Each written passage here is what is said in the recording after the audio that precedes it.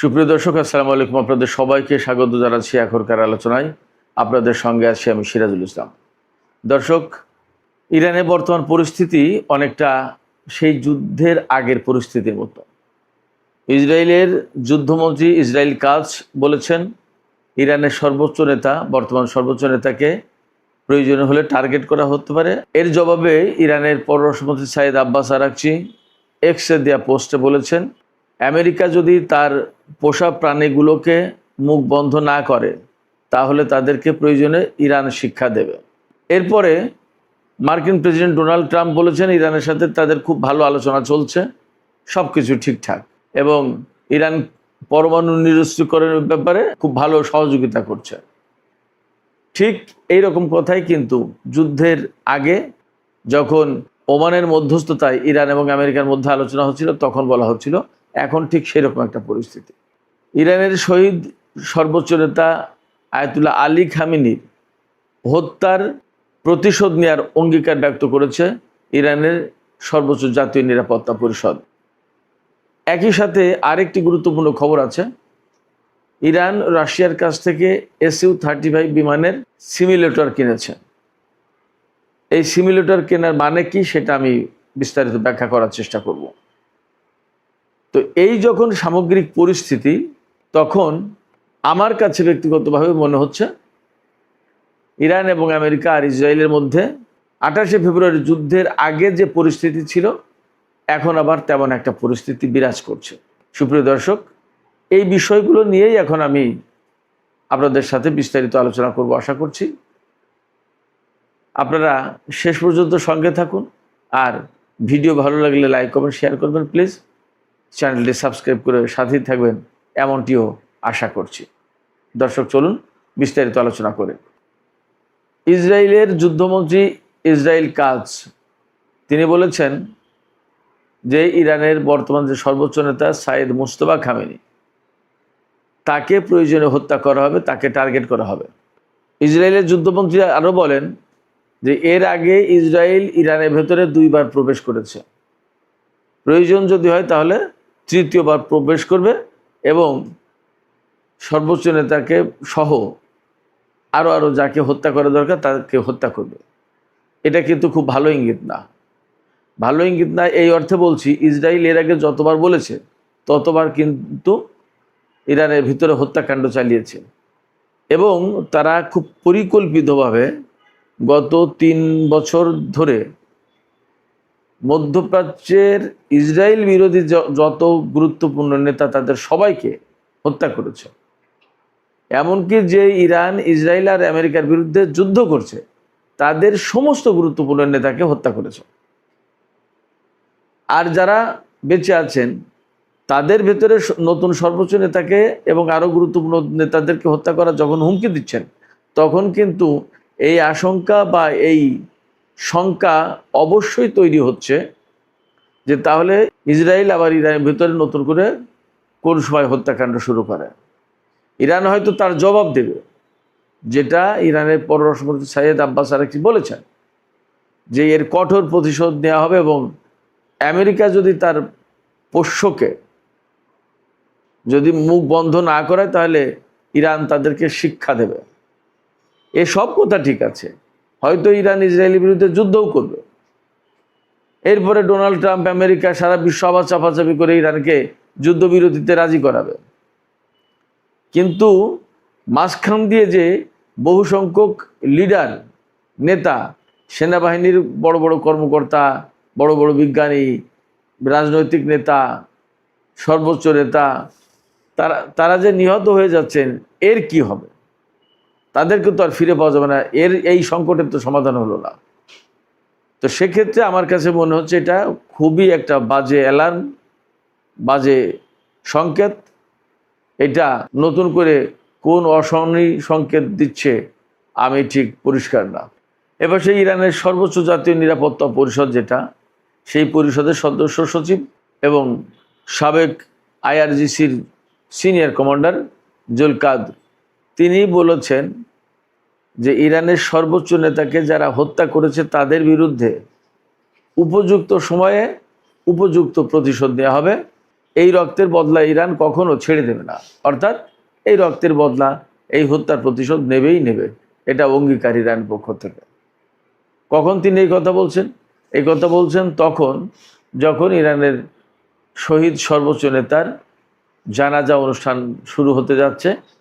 আগামী 9 তারিখে তাকে চূড়ান্তভাবে নিজ জন্ম শহর যে মাশাদ, সেই মাশাদ শহরে ইমাম রেজার মাজারের পাশে, অর্থাৎ ইমাম রেজা যেখানে শুয়ে আছেন তার কবরের পাশে তাকে দাফন করা হবে।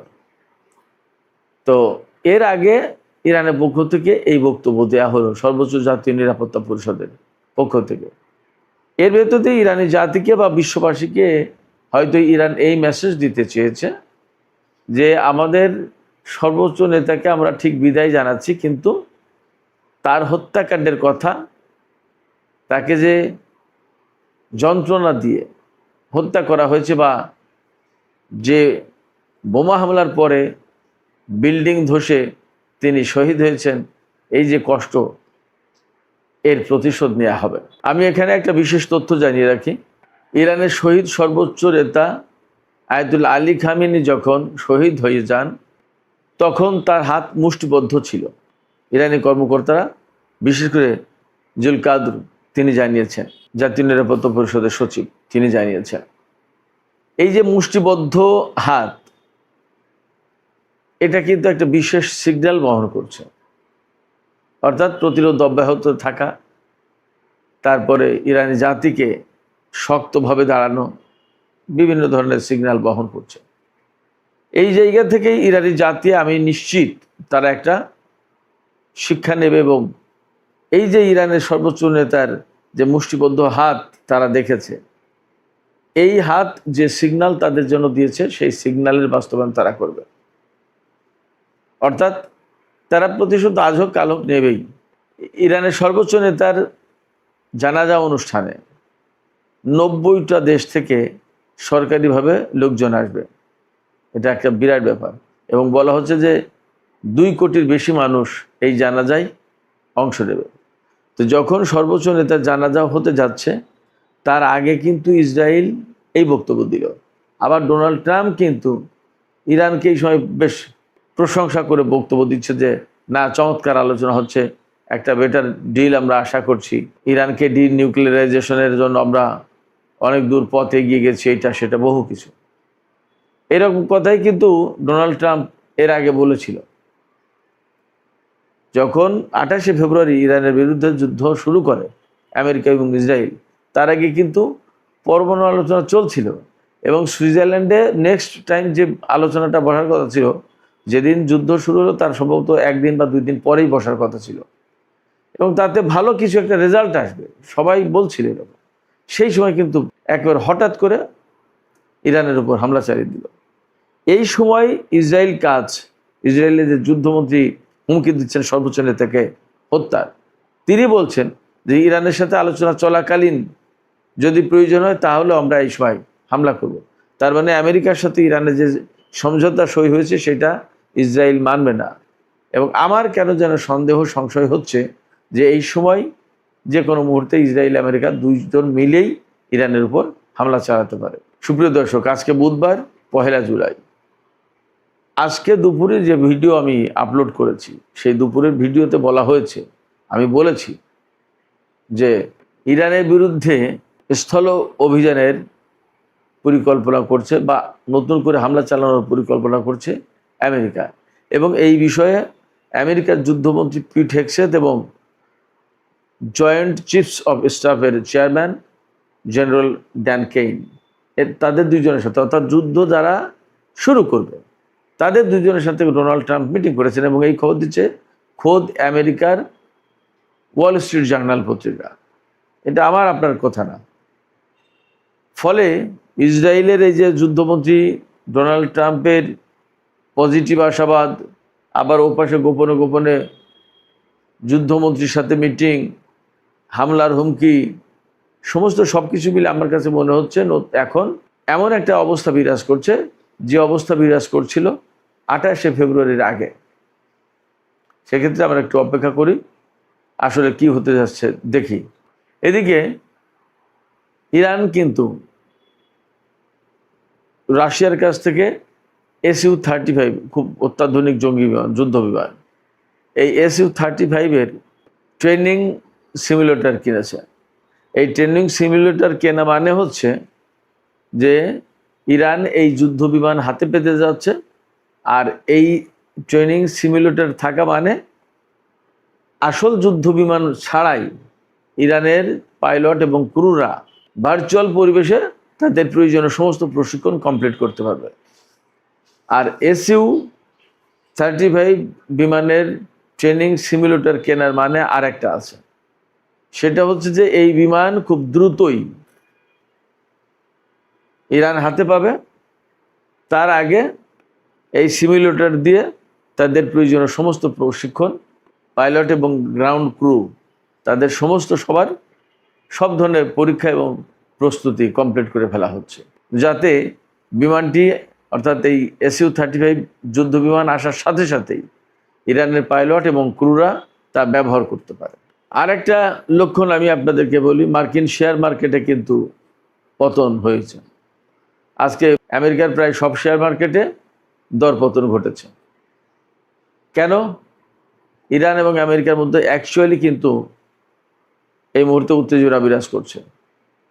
ইরান একদম সুস্পষ্ট করে বলেছে আজকে, কাতার তাদের ভিতরে ছোটোখাটো একটা আলোচনা হচ্ছে, সেখানে মেইনলি ইরানকে যে আটকে থাকা সম্পদ ফেরত দেবে এই সমস্ত ব্যাপারে নানান কথা হচ্ছে। এটা নিয়ে কিন্তু আমেরিকার তাল বাহানা করছে। ইরান এই জায়গায় পরিষ্কার করে বলেছে যে আমাদের বক্তব্য একদম ক্লিয়ার অ্যান্ড লাউড, হরমুজ প্রণালী আমরা নিয়ন্ত্রণ করব এবং জোর করে হলেও হরমুজ প্রণালী থেকে আমরা টোল আদায় করব, ফি আদায় করব। এটা ইরানের বক্তব্য। তো এখন যখন ইরান এরকম শক্ত কথা বলছে, তার মানে কি আমেরিকার যে মনোভাব তাতে হরমুজ প্রণালীতে ইরানকে কোনো মতে টোল নিতে দেবে না। আর ইরান বলছে যদি প্রয়োজন হয় তাহলে আমরা বল প্রয়োগ করে জোর করে হলেও আমরা টোল নেব। তার মানে দাঁড়াচ্ছে যে আমেরিকা এবং ইরানের অবস্থান এই হরমুজ প্রণালী ইস্যুতে একদম সম্পূর্ণ দুই রকম ভিন্ন। তা দুই রকম এবং ভিন্ন যখন হচ্ছে, তখন তাহলে চুক্তি তারা কি বাস্তবায়ন করবে এবং তাদের ভিতরে কি করে চুক্তি হবে? ফাইনালি হবে না। অথচ ইরান কিন্তু দাবি করছে যে 14 দফা সমঝোতা সই হয়েছে, এই 14 দফা সমঝোতা স্মারকে পরিষ্কার করে বলা হয়েছে যে এই 60 দিনের সময়কাল, যেটা এই 60 দিনের ভেতরে ইরান হরমুজ প্রণালীতে কোনো টোল নেবে না বা ফি নেবে না। এরপরে গিয়ে ম্যানেজমেন্টের দায়িত্ব তাদের হাতে থাকবে এবং সেখান থেকে ফি নেবে। অথচ এখন আমেরিকা বলছে ভিন্ন কথা, তার বিপরীত কথা বলছে। এই অবস্থায় একদম পরিষ্কার যে ইরান এবং আমেরিকার মধ্যে হরমুজ ইস্যুতে একেবারে যথেষ্ট পার্থক্য আছে, মতভেদ আছে। এরপরে তো আসল ঘটনা পরমাণু ইস্যু নিয়ে।